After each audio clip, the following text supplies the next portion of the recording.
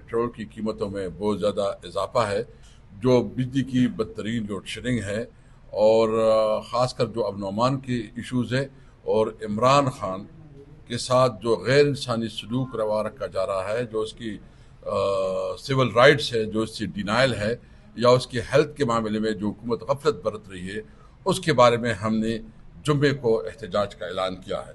आज पार्लिमानी पार्टी में भी पार्लिमानी पार्टी को एतमाद में लिया गया और पार्लिमानी पार्टी ने फुली इंडोर्स किया अलायंस के इस 4 नुकाती एजेंडे को जो जुम्मे को हम कर रहे हैं। आज आपने देख लिया कि हुकूमत की संजीदगी के उसका पास कोरम नहीं होता और आज हमने कोरम पॉइंट आउट किया।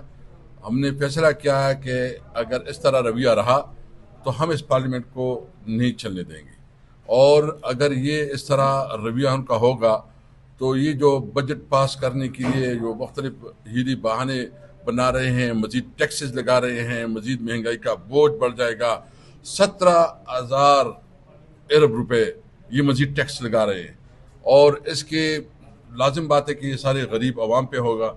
इस वक्त जितनी भी टैक्स कलेक्शन है वह ज़्यादा से ज़्यादा सरकारी मुलाजमीन के ऊपर हो रहा है और आप देख रहे हैं कि इस की जो माशी पॉलिसियाँ हैं इससे कितनी बुरी तरह हमारे किसान मुतासर हुए, हमारे मजदूर मुतासर हुए, हमारे नौकर पेशा तबका मुतासर हुआ और एक मिडिल क्लास का तो बिल्कुल खात्मा हो गया। इस वक्त तो जितने गुर्बत बढ़ रही है, बेरोजगारी बढ़ रही है, तो ये हुकूमत की नाकाम पॉलिसी की वजह से।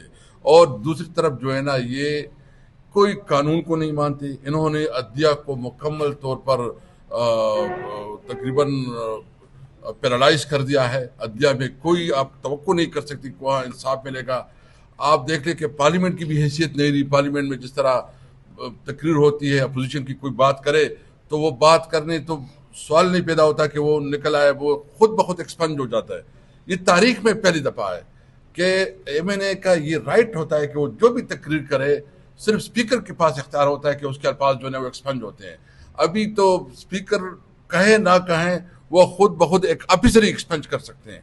तो ये एक बदतरीन ये सुपर मार्शल लॉ है। मार्शल लॉ में बल्कि इस वक्त कोई ह्यूमन राइट्स नहीं है, कोई इंसानी हुकूक नहीं है। जितनी लोग भी जेलों में हैं, पाकिस्तान तहरीक इंसाफ की जितनी लीडरशिप है, इमरान खान समेत, शाहमूद कुरैशी समेत बाकी लीडरशिप या जो ईमान मजारी है, जितने सबके साथ जो सलूक हो रहा है ये बदतरीन इंसानी हुकूक की खिलाफ वर्जी हो रही है।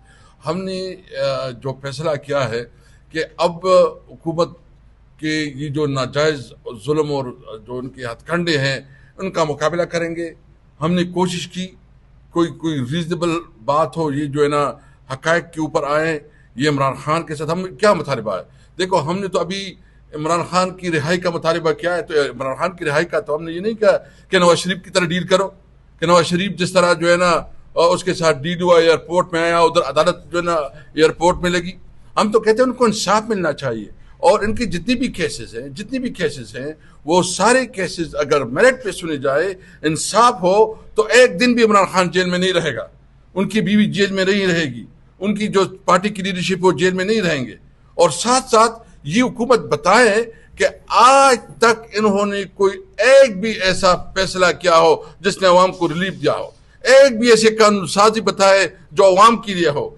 ये हुकूमत जो है ना मुकम्मल तौर पर नाकाम है। मैं जिस सूबे से ताल्लुक रख रहा हूँ वहाँ हमें सीरियस चैलेंज है दहशतगर्दी का, और वो दहशतगर्दी खारिजा पॉलिसी की बुनियाद पे है कि जो गैर ज़रूरी एक गैर इर्रेस्पॉन्सिबल खारिजा पॉलिसी बनाई गई है और उस खारिजा पॉलिसी की वजह से वहाँ दहशतगर्दी बढ़ रही है, वहाँ बेरोजगारी बढ़ रही है। क्योंकि जब आपके हमारा सारा दारोमदार जो है ना वो अफगानिस्तान के साथ कारोबार पे है, वह सेंट्रल एशिया के कारोबार पे है। हम नहीं मुकाबला कर सकते बड़े बड़े पंजाब की लाहौर और कराची की। हम समझते हैं कि हमारा मार्केट छोटा है, तो हमारे पास जब अफगानिस्तान का एक मौका होता है तो हमारे लिए कोई रोजगार के चांसेस होते हैं। इसलिए हम मुतालिबा करते हैं कि हमारी और ख़ासकर खैबर पख्तूनख्वा में इस वक्त जितनी इंडस्ट्रीज हैं वो बंद होते जा रहे हैं। उसके पास जो है ना मार्केट नहीं है और बेरोजगारी बढ़ती जाएगी, उसकी वजह से एक्सट्रीमिज्म बढ़ेगा।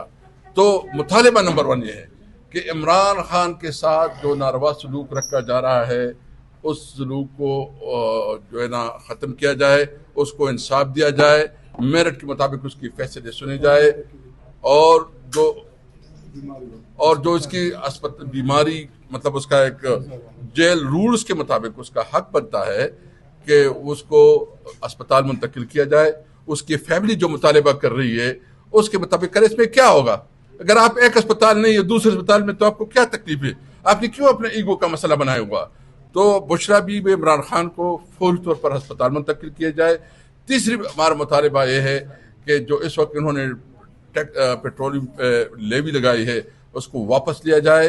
जो खैबर पख्तूनख्वा में, बल्कि पूरे पाकिस्तान में और ख़ासकर खैबर पख्तूनख्वा में जो बदतरीन लोड शेडिंग हो रही है, उस लोड शेडिंग को ख़ात्मा किया जाए। और जितनी भी उन्होंने CNG की स्टेशन बंद किए हुए हैं, ये भी कल आपने देखा कि हमारी पूरी लीडरशिप जो है ना उधर खैबर पख्तूनख्वा में इकट्ठी हुई। जो CNG स्टेशन जो है बंद है, उसको गैस की सप्लाई बंद की गई है, उसको खोला जाए। और जो पंजाब से इन्होंने आटा और गंदम पे पाबंदी लगाई है, उस पाबंदी को ख़त्म किया जाए। ये एक बहुत नेगेटिव मैसेज देता है कि एक सुबह अगर खैबर पख्तूनख्वा के अवाम कहें कि हमने बिजली नहीं देनी है, हमने गैस नहीं देना, तो इसका क्या असर होगा? कौन जिम्मेदार है इस किस्म की पॉलिसियों का? अगर सूबाई हुकूमत जिम्मेदार है तो इसका मुहासिबा होना चाहिए। अगर वफाकी हुकूमत, ये वफाकी हुकूमत की जिम्मेदारी है कि वो सूबाई हुकूमत को बताए कि इस किस्म की रवैये से पाकिस्तान को नुकसान पहुंचता है। इसलिए हमारा मुतालबा है कि जो आटा और गैस CNG पे पाबंदी है, इसको फौरी तौर पर ये बॉर्डर खोल दी जाए और लोड शेडिंग का खात्मा किया जाए। और खासकर CNG की पंपों को जो गैस की सप्लाई बंद है उसको खात्मा किया जाए।